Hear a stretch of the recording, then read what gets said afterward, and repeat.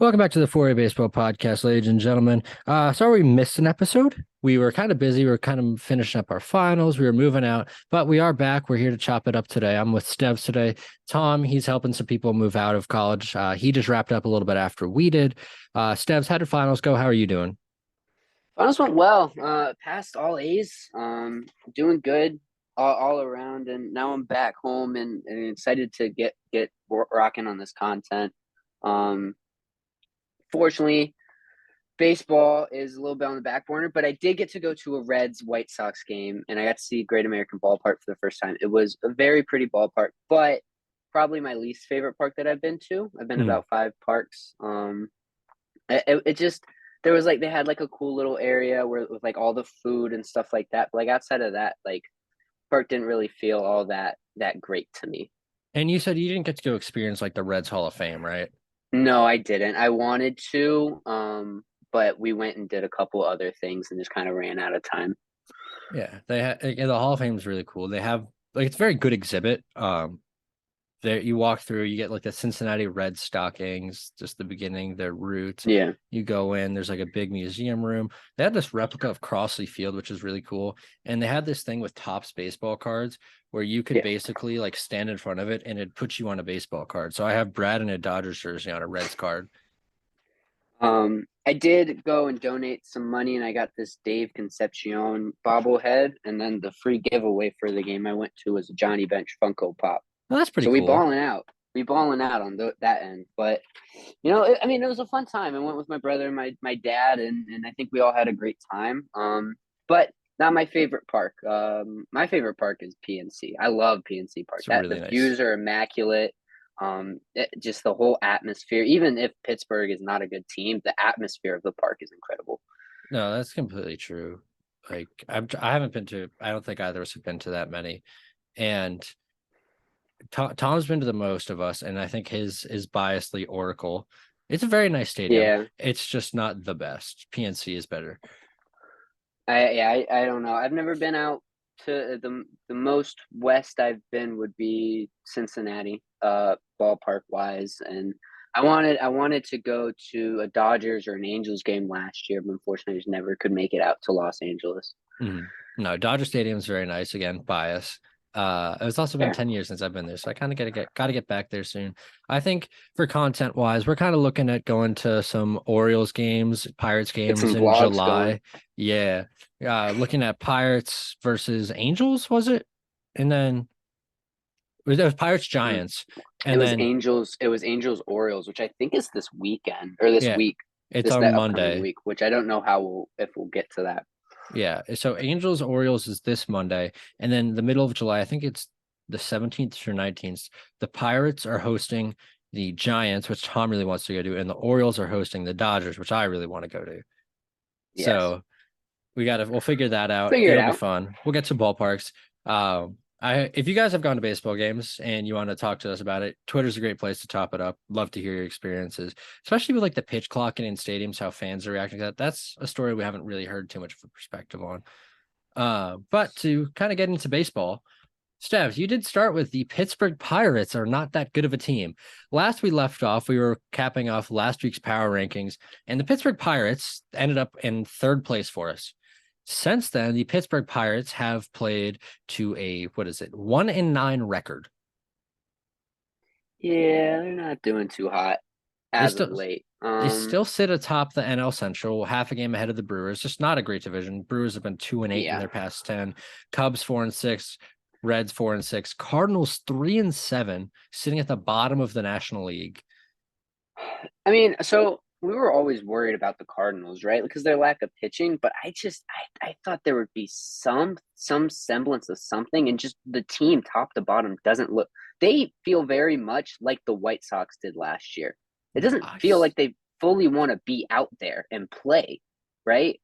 Like you've seen the flashes from a couple different guys. I mean, obviously there are the players do want to be out there. They want to play, but it doesn't feel like it, right? The Mhm. on-field product doesn't look great. Yeah, no, I'm looking at it right now. And so their bats are, they have a full distribution. They've got an elite bat, they've got a horrible bat, they've got in between. But the real storyline that's been hit home this week is Wilson Contreras. And they've moved him off of catcher. They signed him to a 5-year, $85 million contract. This is the first year. He's supposed to take over the reins from Yadier Molina. And it hasn't gone great. And instead of admitting that their pitchers aren't pitching well and admitting that the offense isn't really firing on all cylinders, they've used him as their scapegoat. Yeah. I mean, so they talked about moving him to the outfield, right? And to a corner outfield spot. And he was like, no, I don't want to do that. And so then they were like, well, then you're going to be DH. Mm-hmm. Like, I don't know. I mean, I'm looking at his baseball savant. I mean, he's 77th percentile in pop time to second and 34th percentile in framing. I think the issue that has been thrown around is that he can't call a game or command a pitching staff how Yadier Molina could. But no one can do that, though. Exactly. No one can do that. And side point, I think this helps Yadier Molina's Hall of Fame case significantly. 100%. But with that, Wilson Contreras isn't the problem here. The organization hasn't had to think about pitch calling for 20 years. So the pitchers don't know what they're doing without Yadier Molina. The only one who's had success is Jordan Montgomery, and he just came into the organization. So that kind of makes sense. He had a rough last start. So he's had 2 bad starts and 6 really good starts. And that kind of skews what we think of his season. Because some of the numbers look really bad. Like his ERA is a low 4s. You take away 2 starts, and he's a 2.5. And it's just disappointing that the Cardinals organization that, in all honesty, we were pretty high on. There was never really any media trashing about them, really ever. Like they were always the organization where there was no media issues. And now they're the center of it. Ollie Marmol is under fire. I don't think he makes it through the year at this point. Wilson Contreras is a scapegoat that they've paid $85 million for. And he's not even doing a bad job. It's just he's not Yadier Molina. And you can't give him a chance to be that if you don't catch him. So you had tweeted out, do you think Yadier Molina will be the head coach or the manager of the Cardinals by next season? And I thought that they'd let Ollie get through this season and then switch him out probably halfway through next season. But on the pace they're at, you're the favorite to win the division by most people, right? And you are the dead last in a division with the Reds and the Pirates. It's not a good sign. It's not a good look. So every day I feel like it's moving more and more towards the fact that Yadi's coming in as soon as possible. I agree with that. And it's also the fact that the Brewers are an okay team. They're a 90-win team. The Pirates aren't that good. They're a 500 team. And the Reds are a little bit more pesky than suspected. And the Cubs are solid. Yeah. I think the Cubs and Pirates will probably finish pretty close in the standings in my eyes. Reds aren't going to be a 52 and 110 win or 52 and 110 record team. They're not that. They're not a good team, but they're not insanely horrible because they can pitch pretty well. They have a couple bright spots on the offense, and they have to play the Cardinals. And right now, the Cardinals are a free series win. It's the truth. Like they go into Detroit and they lose 3 out of 4. Detroit's won the past 3 series: Mets, Cardinals, and Guardians. Guardians haven't been good either. Cardinals just lost 2 out of 3 from the Cubs. What are they doing? I don't know. I'm trying to put words into it. I just don't understand how they. I mean, it all stems from pitching, and you're right. I didn't even think about the fact that it's pitch calling too. Like, this is a team I'm so disappointed in. Is there time to turn around 100%? Do I think they will to the point where they're going to win the Central? I know, but they have that chance because the Central's just so bad. I think Tom texted like in their series, I think it was like 2 or 3 series ago at this point, but they were like 2-14 in those series. Like that's bad as a division. That's bad. I think that was the AL Central because the Pirates had been pretty good. The AL Central? Because the Pirates had been pretty good. The Brewers were off to a good start. I thought it was the NL Central. I could be wrong. The Cardinals are 12 games under 500. And if we're going to do some quick math here, right? They have played 38 games. So 162 minus 38. We have 124 games left for them in the season, right? Yeah. if we want the Cardinals to win, let's say 90 games out of 162, that's a 555 winning percentage. In order to get there, they have to play 600 ball the rest of the season. I don't think this team can play that. No, not at all. And in all honesty, they have to play more of the National League. And the NL West isn't great, but there's three right now. There's three like mid-tier teams. There's the Dodgers, and then there's the NL East, which is the same boat. There's three mid-tier teams, and then there's the Braves. Yeah. So I feel like the divisions might be wrapped up by July, and it's just going to be a wild card race. And the Cardinals' only hope is going into a wild card spot. But if you got 8 teams competing for a wild card spot and you're at the bottom of the bowl, you're not making it. Who do you think the favorite is to win the NL Central right now? The Brewers. Okay. I agree. I was just wondering. I mean, the Cubs have the highest run differential by a lot. They have a plus 48. Next is the Brewers at plus 12. But it just suggests that the Cubs are either not winning 1-run games or they're getting blown out or blowing out other teams. Yeah.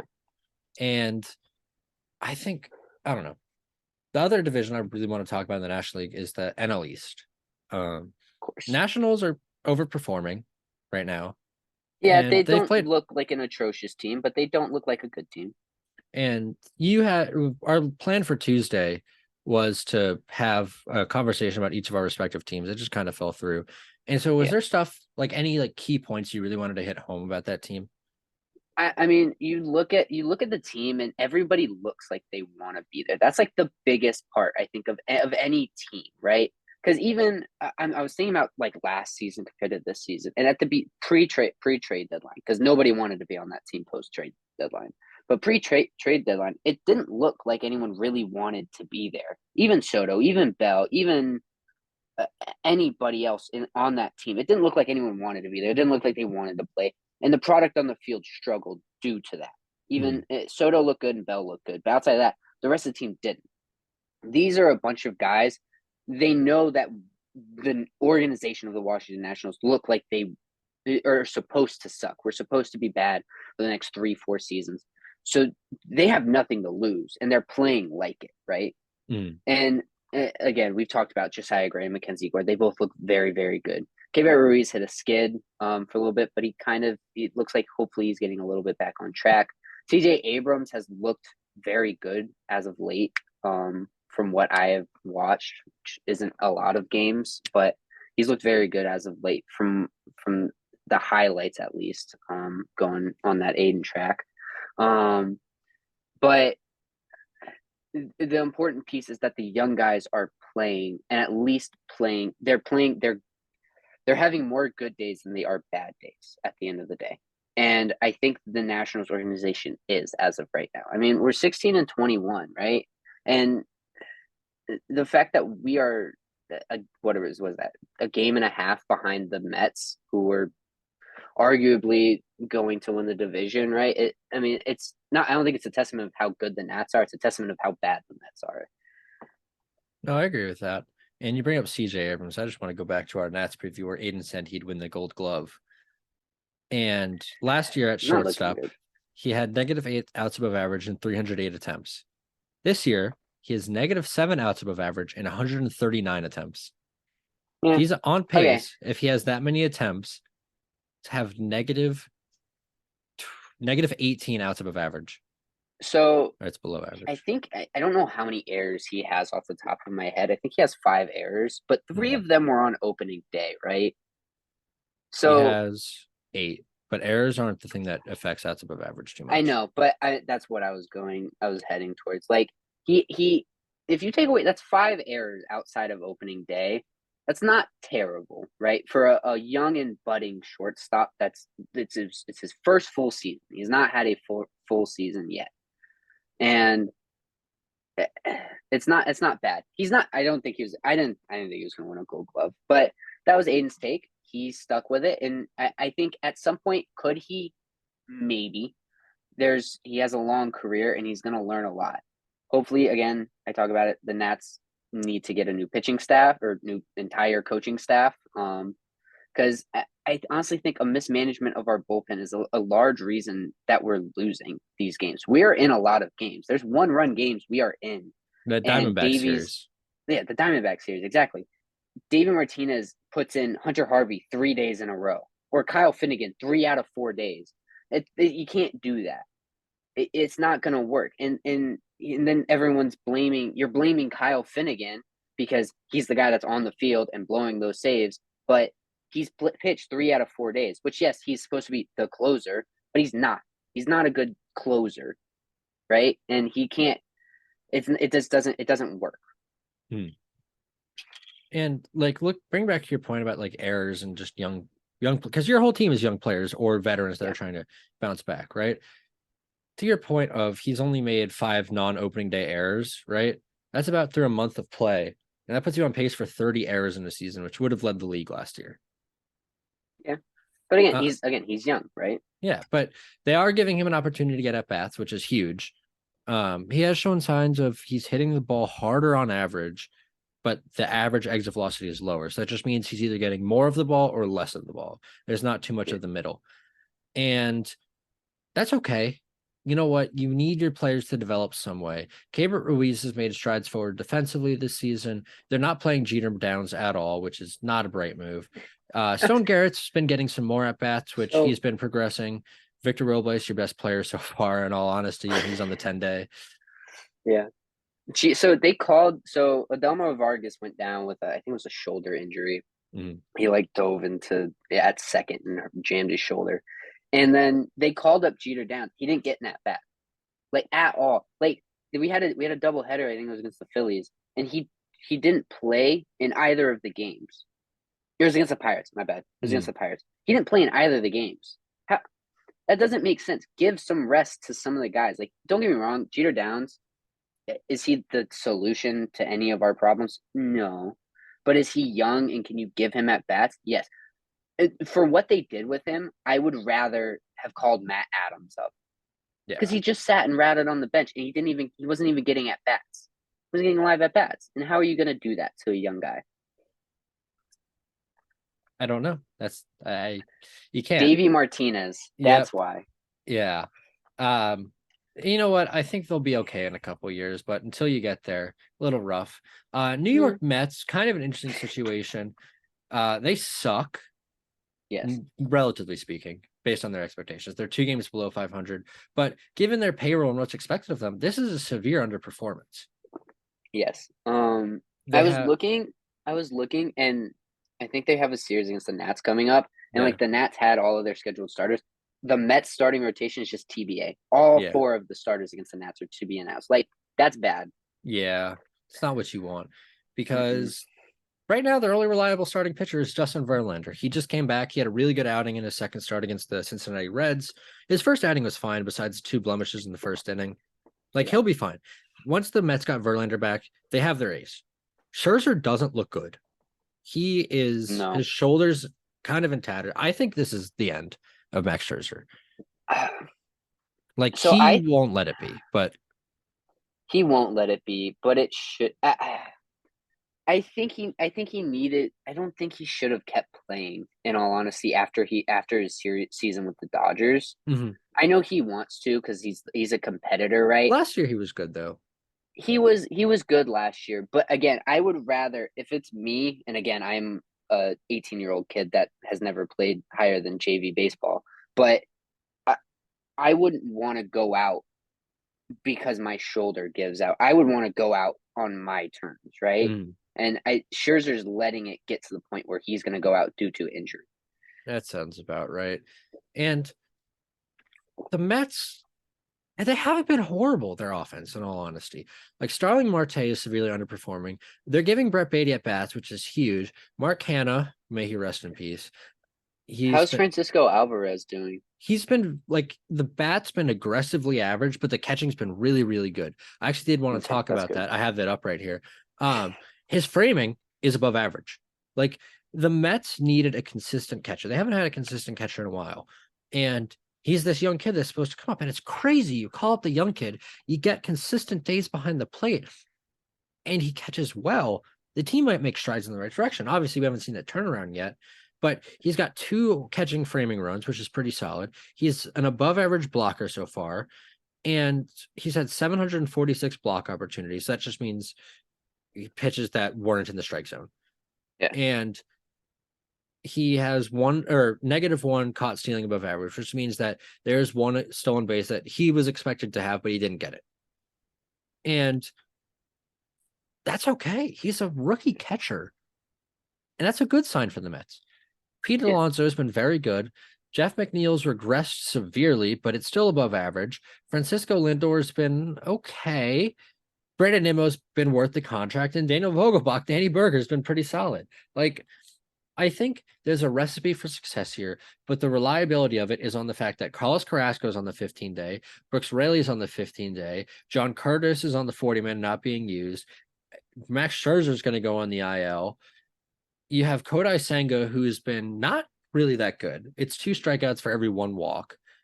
Tyler McGill has been a pitcher. David Peterson's been horrible. And they're throwing Joey Lucchesi. I mean, that was our concern heading into the season, is how is this starting rotation and pitching staff and as a whole going to hold up? And so far it hasn't. Yeah. Well, we did see exactly what our concern was with the Mets. Phillies, they'll be fine. They're in a little bit of a skid. They'll be fine. The interesting one, the Braves are good. Ignore that. The one concern with the Braves is Max Fried is out for 2 to 3 months. Same with Kyle Wright. Yeah. That one's going to be really interesting. I think a specific Lucas Giolito will probably be there within the end of the month. It's fair. Replace one Harvard Westlake kid with another. They'll be okay. It's the Braves. They know what they're doing. Elder Morton and Strider are still there. Dylan Dodds on the 40-man. He'll definitely get the call, but it looks like they're going to have to give Schuster some work, something along that. I don't think they want to go with a bullpen game, but they might have to.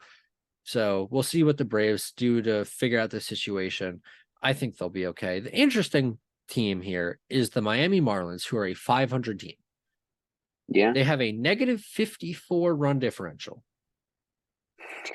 They're expected to be, by the Pythagorean, a 13-25 team. They're currently 19-19. And today, on Friday, they're calling up Eury Perez. Sandy Alcantara had a great start last time. Are the Marlins turning it around? Is this the beginning of a competitive Marlins team, or are they just incredibly lucky? That's a great question. Because again, for me, as of this season, the Marlins, the Cubs, and the Red Sox are all very similar types of scenarios with different pieces, obviously, being your strengths and your weaknesses. Mm-hmm. They're all very similar, at least in my head. I think they're still a 500 team.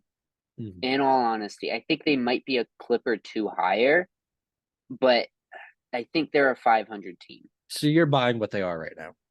I'm buying what they are right now. I could see them being by season's end at about 85 wins to maybe 90. But the Marlins. Yes. Okay. That's like the ceiling, though. If like Sandy, because Sandy's had some bad starts. Yeah, it's been off to a rough start. Exactly. But assuming he kind of steers that skid and gets back onto Cy Young Sandy track, Eury comes up and is good. Edward Cabrera is good. Like in Jesus Lizards, the Jesus God, they all, because again, it's done by the starting pitching. That's what their strength is. And if all 5 of their pitchers are good, then that's what they need. I do want to talk about, because I believe Jazz is a somewhat competent outfielder. Because he is, hold on, it's loading. It's taking its sweet time. Jazz Chisholm, he's 94th percentile in outs above average. Like, he's got a 91st percentile in outfielder jump. His arm strength is 74th percentile, which is above average. He doesn't look like a terrible outfielding center fielder. Jesus. Yeah, I mean, that's kind of, I'm not saying I'm surprised by it, but it's a nice kind of, it's nice for the Marlins to have a competent center fielder, at least on the defensive side. His offensive stats, that's what I was going to point out. It's not good above or below the hood. Yeah. You look at his slash line, he has 221 batting average, 282 on base, 360 slug, 76 Yeah. OPS plus. He's not creating But runs. he He is hits the stealing. ball hard. He does. And maybe there's some positive regression incoming. Going to look at his expected WOBA right now. It is exactly what his regular WOBA is. All right. So maybe there's not positive regression coming. Jorge Soler has been exactly what they signed him to be. Jesus Sanchez has been really good, which is something that they really needed to have happen. Luis Ariz just fell under 400, but he's still hitting 398 with a 944 OPS. He's probably still in the conversation for MVP, but I think he's a tier below right now where Ronald Acuna, Rashawn Murphy, Yes. where they are. That is an interesting conversation if you want to have that. Murphy or Acuna right now? I'm still riding with Acuna. I mean, Acuna just brings everything. He's like 5 tools to the table. Mm-hmm. I mean, Murphy doesn't have the speed, but he's a catcher and he can lead and command a pitching staff. So I guess that kind of evens out. Yeah. But I'm still going to take Acuna. See, I thought I was in the same boat as you, right? And you pull up Fangraphs leaderboards. I'm not using percentiles, just looking at what's right here, right? Yeah. Murphy has 0.1 WAR higher. That's kind of a wash, right? Acuna's overall offense has been better, but that's heavily due to the 15 stolen bases versus 0. Murphy has a higher WOBA and expected WOBA, higher WRC plus, higher slug, slightly lower on base, but a much lower batting average. Okay. They're really even, and I think They the are. even has to go to the catcher. That's fair, but at the same token, Acuna, in my mind at least, is the head of the Atlanta Braves. So honestly, for me at this point in time, you could go either way, and I'm not going to argue really against you. But in my opinion, I think I would take. If I had a ballot, I'm voting for Acuna. Interesting. And obviously, this is without percentiles. This isn't looking at the defense. It's just straight up looking what's right here on baseball or on Fangraphs. And American League, Wander Franco, pretty clear as day. If not Shohei Ohtani, it's one of the two.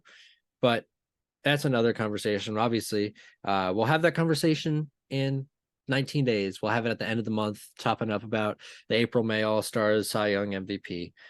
And then we're kind of just going over the standings today, talking about where the teams are at. Buy or sell? You have to win the AL West or AL Central to make the playoffs this year from those two divisions. Buy easily. Because let's just look, the entirety of the AL East is better than the AL Central. Technically, the Twins have a better winning technically the percentage than Twins. Yeah, technically. But like, you know what I'm saying? It's because they played one less game. Yeah. So I don't see any way you couldn't buy that. Way I wouldn't buy that is the Astros, because I believe in the Texas Rangers. I think Mike Maddox has done a fantastic job with their pitching staff. I think Nathan Eovaldi right now is in the Cy Young race. He's entered as Garrett Cole's competitor. Looking at WAR right now, he's surpassed him. Right now, WAR in the American League goes Kevin Gausman's at 1.8, Nathan Eovaldi at 2.2, and Garrett Cole at 1.7. That's really interesting. And Zach Allen's running away with the National League right now. Yeah, not surprising. Yeah, let's go, Zach. And but the Rangers are a pretty legit offense. They're doing this without Corey Seager, which is really impressive. If he comes back and is his 2019 self, which was his worst year with the Dodgers, right? That's huge for the Rangers. The only team I could see would be I don't even think the Mariners could do it. I think it'd be the Astros. I don't think the Mariners are a playoff team. Not as currently constructed. Because Julio Rodriguez has not been good. I think he is a league average bat right now. Their starting pitching's been very respectable. They ranked atop the power rankings. They'll probably do it again on next week's. The Astros, you know what? They're turning the ship around. They are hurt, though. The Astros are hurt. And something that Luis Garcia with that injury, that was bad. He's done for the year. Luis Garcia is done for the season. He's completely off of the roster. Jose Urquidy's on the 15-day. I think he's going to be able to avoid Tommy John. Valdez is healthy, knock on wood. Christian Javier is healthy, knock on wood. Hunter Brown's healthy, knock on wood. They've got JP France they've called up. He had a really good first start. I don't think they're going to struggle with the kids that they're able to call up because they call up their kid. They're like, throw your best pitch. They throw their best pitch and they succeed. It's not a very difficult formula to understand. But the whole time this Astros dynasty has done their job since 2015, they haven't been injured. Yeah. And this is the first time they've really been injured. Last in 2021, when they made the World Series run, their injury was Justin Verlander. And you might think that's a huge blow to them, but that didn't make a difference.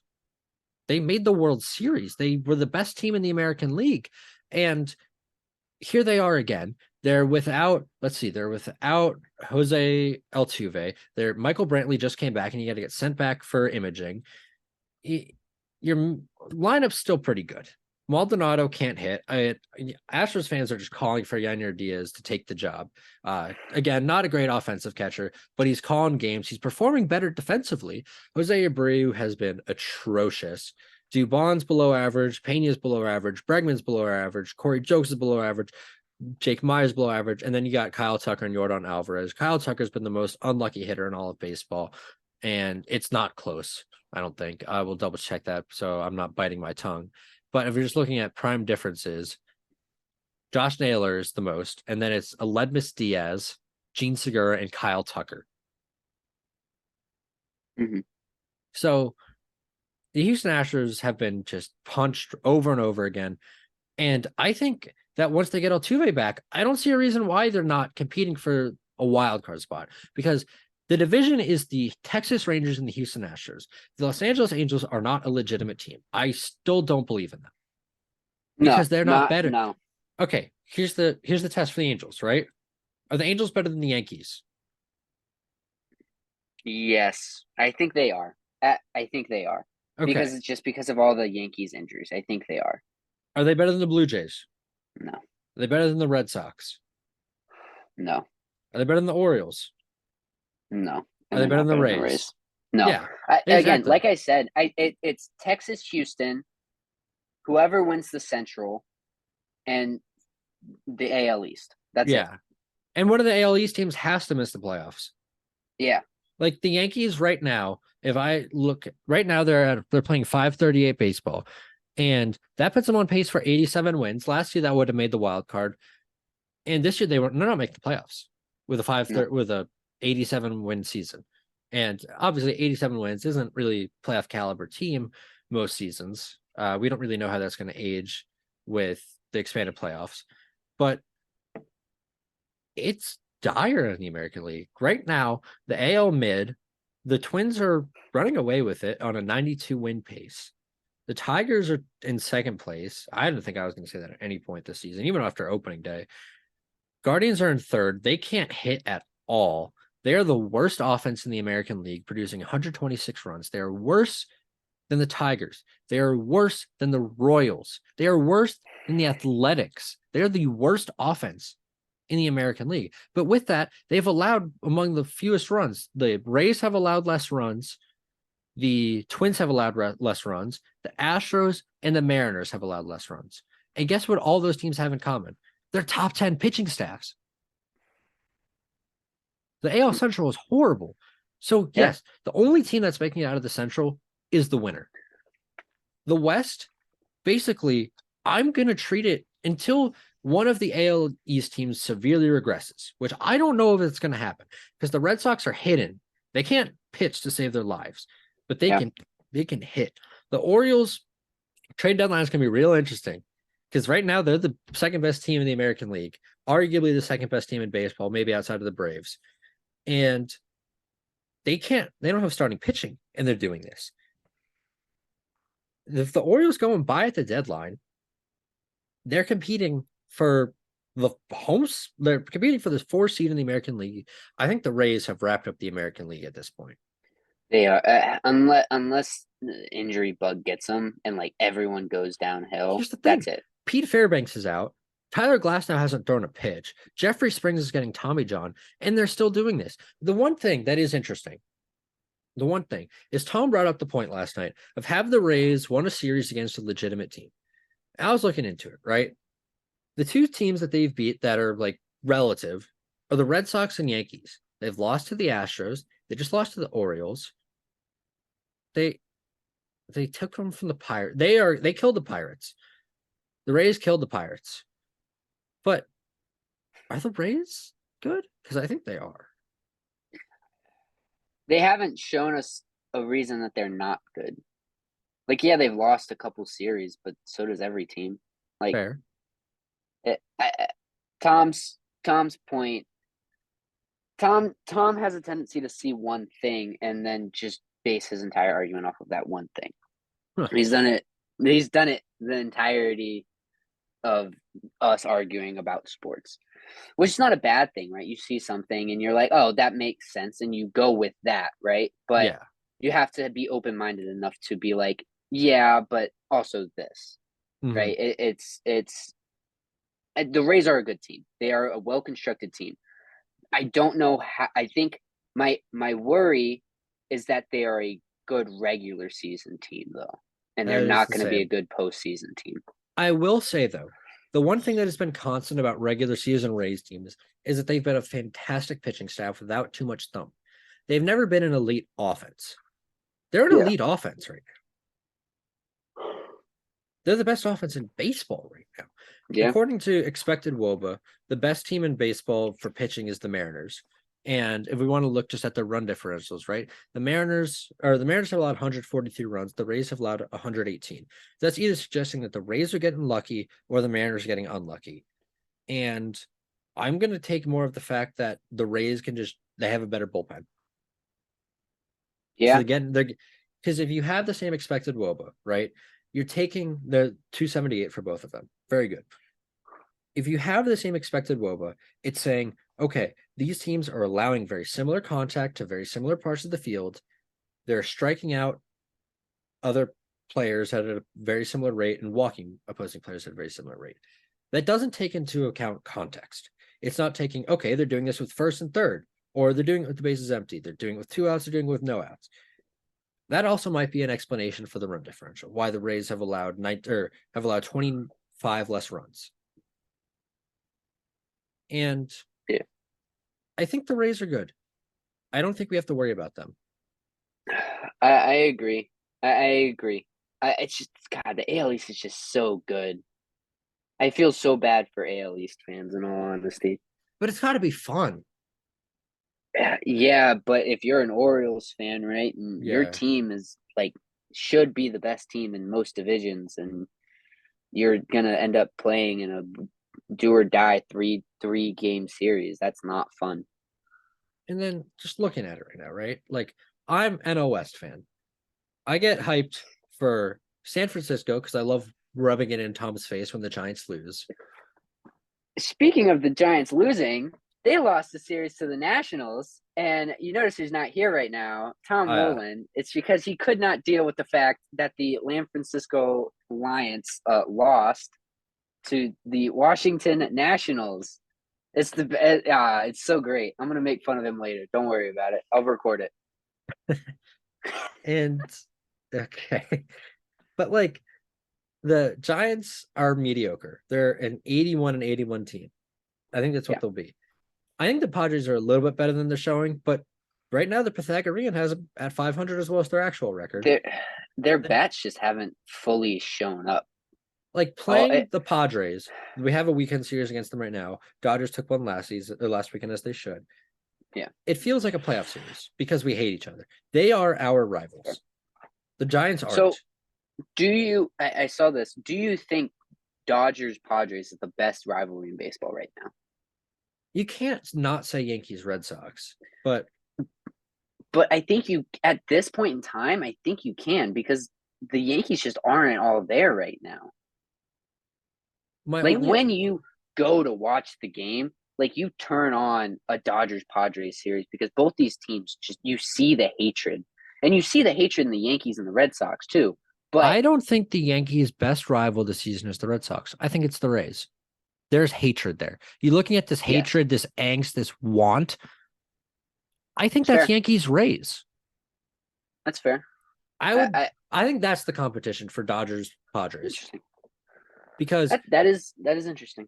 right now, the Dodgers are supposed to be the underdog. For the first time in 11 years, the Dodgers are the underdog in the NL West. And they're 4 games up right now. And if they take the series this weekend and the season ends in a tie, the Dodgers win the division. Yeah. So the Padres are playing with a chip on their shoulder. This weekend, very fun series. I'm quite excited to watch. Diamondbacks, I look at them as a good team, not a great team, but that's the National League right now. If the playoffs started today in the National League, pulling it up, Braves, Dodgers, and Pirates all win their divisions. There are 2 500 teams, one team that's above 500 by 1 game in the wild card, because the Marlins and Padres are tied. The Arizona Diamondbacks are 2 games above 500, and the Brewers are 3 games above 500. That is the National League wild card right now. It's not good. We talk about with the Cardinals that there's going to be 8 teams competing for a wild card spot. We've talked about it. The Rockies, they're dead. The Nationals didn't make it to the start line. The Reds are fine. They're pesky, but they're not a legitimate team. The Giants are floating on thin ice with ankle weights, even though they're 3 games below 500. And then you got the Mets and Phillies who are expected to make the playoffs. The Cubs who are expected to be the third best team in the National League. And then you've got the Padres, the Marlins, the Diamondbacks, and the Brewers. Yeah. National League's got to turn it around. Because right now, it doesn't look good. We're a step behind, in all honesty. Unless we send the Braves to the World Series right now. No, the Braves don't have their starting pitching. The best shot of the National League taking the World Series this year is sending the Dodgers to the World Series. And if you're not a Dodgers fan, that's not something you want, because the Dodgers don't have a great reputation for winning in the World Series. That's fair. Or just postseason in general. Exactly. Like there's a stat posted the other day on a baseball, I think it was Game Day MLB on Instagram. Good account, go give them a follow. The Los Angeles Dodgers, if the results of World Series were swapped, have the 2nd most rings of all time. The Yankees have 13. The Dodgers have 12. So that's so bad. Big picture, right? Wrapping it up. Big picture. The AL is interesting. There's good teams. There are only 6 teams below 500. The Mariners are a game below 500. So you say the AL East is good, or the AL is good, right? But really, it's the AL East and the AL West. The rest is what it feels. But the AL West is a good division. They are just overshadowed by the quality of baseball that is being played in the American League East. Fair. What teams in the AL West do you think beat what teams in the AL East? Houston is a better team than the Yankees. It is a better team than the Red Sox. It is a better team than the Blue Jays. I don't know if I think they're a better pitching staff than the Orioles. They're not as good as an offense as the Orioles. Okay. And then Tampa. And I'm talking about projecting, not right now. The Angels, that's difficult because I have a bias. I want the Angels to make the playoffs so I can watch Mike Trout and Shohei Ohtani play in the freaking playoffs. And it's not going to happen. It never does. But they are better than the Yankees right now. Yeah. Because they can hit. The Yankees can't hit. They're putting out a minor league lineup with Aaron Judge in it. And I don't think they're better than the Blue Jays.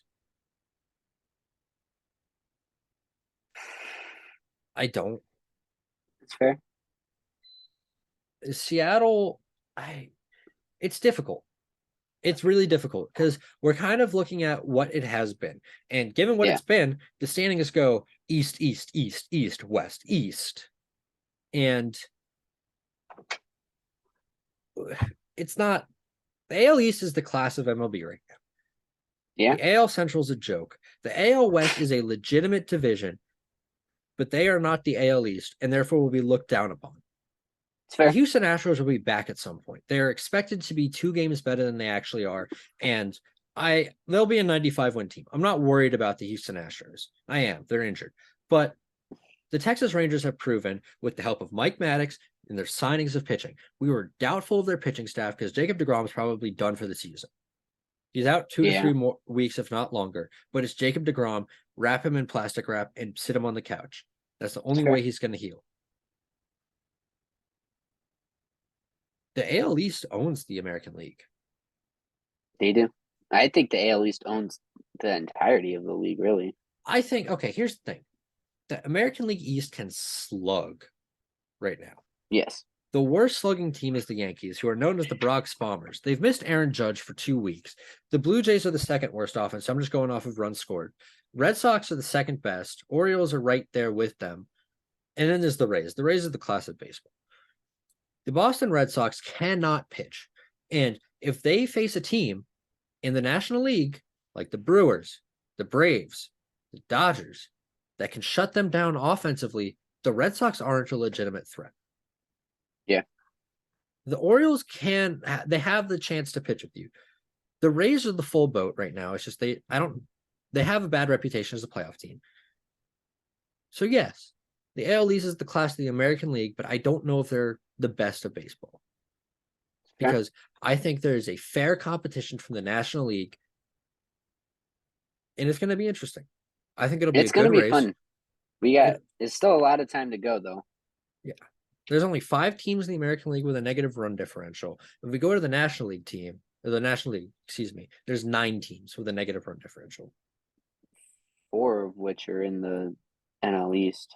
Yeah, bad division, poverty franchises, am I right? And I'm excited. I am excited to have time to watch baseball again. I'm excited. Tonight, at 6 o'clock Eastern, I will be turning on a Marlins game to watch Eury Perez pitch. And then tonight, I'll be watching the Los Angeles Dodgers face the San Diego Padres. I am excited for that. There are starting to be teams that I don't want to watch. I don't want to watch the Cardinals. I don't want to watch the Rockies. I don't care about the Nationals. I'll watch the Reds if there's a good starting pitcher on the mound. This is going to be an interesting step. Yeah, I mean, you've hit the nail on the head on pretty much everything except for not watching the Nationals. They're the best team in baseball. Third best in run differential in the NL East. Just saying. But I mean, yeah, it's gonna be fun. I agree with that, and I mean, top to bottom, I think it's gonna be a fun race to watch for all of these divisions. The NL Central we want to talk about, we talked about that was the brunt of this episode. She's talking about how piss poor the NL Central is, but it's gonna be a fun race in all honesty coming down the stretch. Do I think the Brewers are pretty much gonna lock it up by coming into September? Yeah. But I think it's still going to be a fun race to watch throughout the rest of the season. Baseball is fun, and I'm excited to actually watch it and be able to make content about it. Yeah. So Seth keeps representing this content. We're have a wiffle ball league between our friends. We're gonna start trying to mic ourselves up, and we are going to try and record that, put it on our YouTube. So I do suggest going to find our YouTube page. Link will be in the description below. We will have every episode that we post on podcast on YouTube. You can go watch that. We have face cam, interact with us.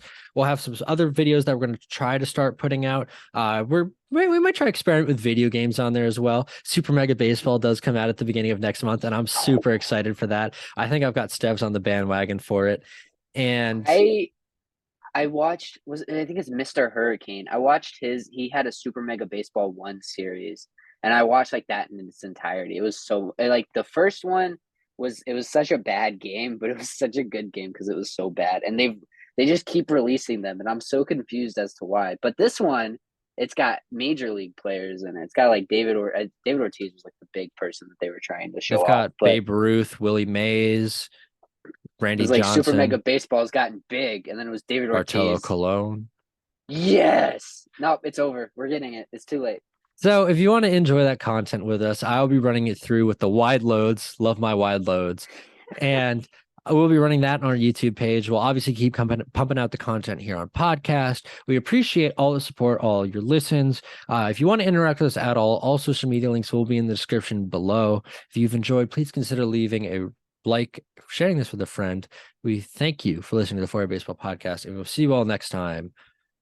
Peace.